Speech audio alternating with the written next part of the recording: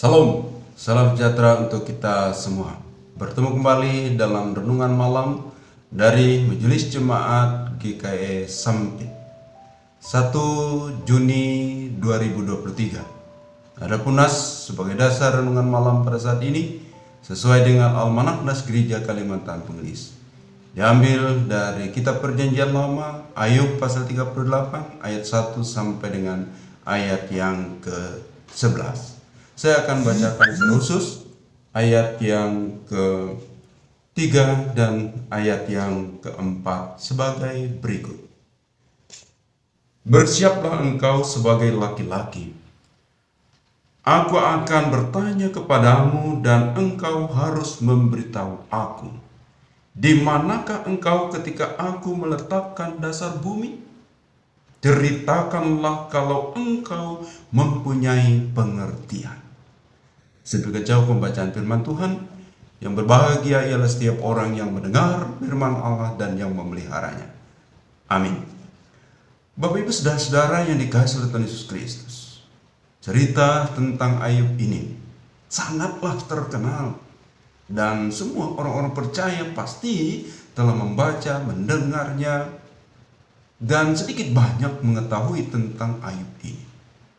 Ayub adalah seorang yang paling saleh pada zamannya. Dan ia juga mempunyai harta kekayaan yang kaya raya.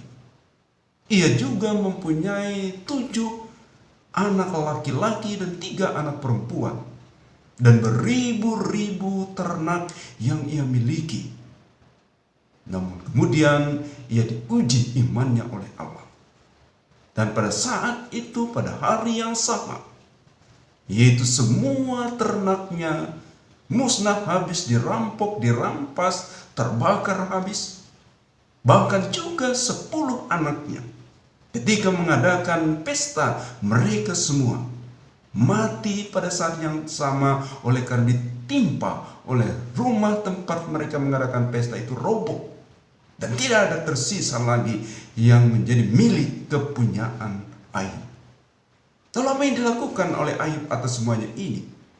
Ialah dalam Ayub pasal 1 ayat 20 sampai 21, ketika mendengar semua kehancuran, habisnya semua kekayaan miliknya, bahkan anak-anaknya, Ayub kemudian dia berdiri, ia mengoyakkan pakaiannya, dan kemudian ia sujud menyembah Allah. Dan ia berkata, dengan telanjang aku keluar dari ibuku, dan dengan telanjang pula aku kembali kepada ibuku. Terpujilah nama Tuhan. Luar biasa, Ayub tidak berbuat salah dalam hal ini. Bapak Ibu saudara yang dikasihi Tuhan Yesus Kristus, dan kita ketahui kemudian Ayub ditimpa oleh yaitu penyakit borok yang betul-betul telah menghancurkan kulit dan tubuhnya dan dagingnya. Tapi Ayub tetap percaya bahwa ia tidak melakukan kesalahan dan dosa di hadapan Tuhan. Namun kemudian setelah ia bercakap-cakap dan dinasihatkan oleh teman-temannya, lalu dalam Ayub pasal 31 ayat yang ke-35, Ayub menggugat Allah, minta Allah bertanggung jawab atas penderitaan yang ia alami. Bapak Ibu saudara, apa jawaban Tuhan? Tuhan menjawab Ayub dalam nas yang kita bacakan tadi dari Ayub pasal 38 ayatnya yang pertama sampai dengan ayat yang ke-11 ini. Allah bertanya, Allah balik menggugat yaitu Ayub. Allah bertanya, di manakah engkau ketika aku menciptakan alam semesta ini? Akhirnya apa? Dari pertanyaan-pertanyaan itu, dari Ayub menggugat Allah, Allah tidak menjawabnya, tetapi Allah balik yaitu bertanya dan menggugat Ayub. Di mana engkau ketika aku menciptakan yaitu alam semesta ini? Di manakah engkau ketika aku menciptakan air yang banyak ini? Akhirnya dari jawaban Allah ini, Ayub disadarkan akan 2 hal. Yang pertama, Ayub mengakui bahwa bukan ia yang mampu atau berhak mengatur menentukan jalan kehidupan alam semesta ini. Itu hak Allah yang mengatur, hanya Allah lah yang mampu mengatur semua dari alam semesta ini. Yang kedua, Ayub disadarkan bahwa ia mengakui sepenuhnya bahwa Allah pencipta berdaulat dengan penuh atas seluruh alam ciptaan, termasuk dirinya sendiri. Sehingga tidak patutlah bagi Ayub untuk menggugat Allah yang maha kuasa itu atas segala haknya, atas diri Ayub sendiri, atas alam semesta ini. Sehingga demikian, saudara yang dikasihi Tuhan, pada saat ini kita juga disadarkan, jangan pernah menggugat, menuduh Allah atas segala penderitaan yang kita alami di tengah-tengah dunia ini.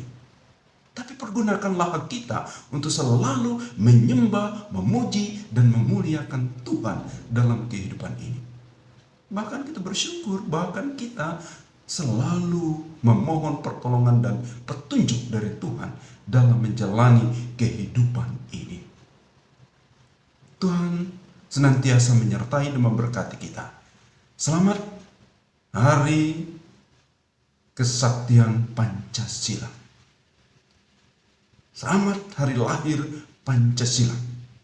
Negara Kesatuan Republik Indonesia tetap jaya dengan dasar Pancasila di negeri ini. Tuhan Yesus memberkati kita semua. Mari kita berdoa. Terpujilah Engkau Tuhan atas kasih karunia-Mu. Terima kasih atas firman-Mu hari ini. Boleh menguatkan, memimpin, memelihara kami. Sehingga kami senantiasa bersyukur, mengagungkan, memuliakan Tuhan, dan memohon petunjuk kepada Tuhan. Dan kami tidak berhak untuk menuduh Tuhan dalam segala hal yang kami alami dalam hidup ini. Tuhan Yesus, kami berdoa pada saat ini untuk seluruh warga jemaat, untuk kami semua. Berkati keluarga, rumah tangga kami. Berkati usaha dan pekerjaan kami. Berkati tugas dan pelayanan kami, boleh kami lakukan bagi kepujian dan kemuliaan nama-Mu.